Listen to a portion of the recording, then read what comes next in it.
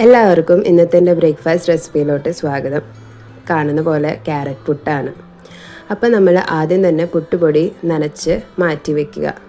ഇവിടെ ഞാൻ ഏത് പുട്ടുപൊടിയാണ് യൂസ് ചെയ്തതെന്ന് അറിയണമെങ്കിൽ ഒന്ന് കമൻറ്റ് ചെയ്ത് ചോദിക്കുക.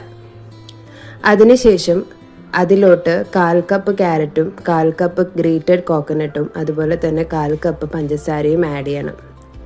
ഇവിടെ ഞാൻ പുട്ടുപൊടി 1/2 കപ്പാണ് യൂസ് ചെയ്തിരിക്കുന്നത്.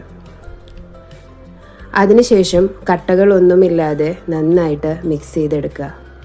പുട്ടുപൊടിയുടെ പെർഫെക്റ്റ് കൺസിസ്റ്റൻസി എന്ന് പറയുന്നത് ഇതുപോലെ കയ്യിലെടുത്തൊന്ന് പ്രസ് ചെയ്യുമ്പോൾ അത് ഹാർഡായിട്ടിരിക്കുകയും വേണം, പിന്നെ അതൊന്ന് പൊടിക്കുമ്പോൾ നന്നായി പൊടിയായിട്ട് വരികയും വേണം.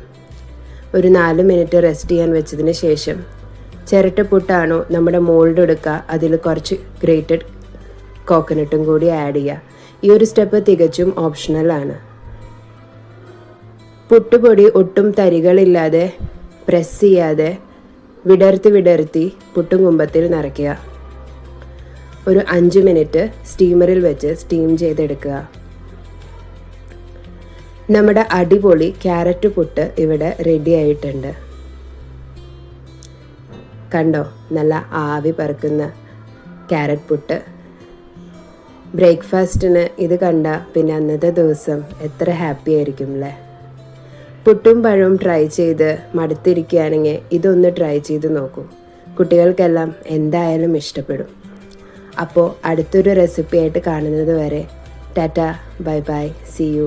എല്ലാവരും സന്തോഷമായിട്ടിരിക്കും. ബൈ.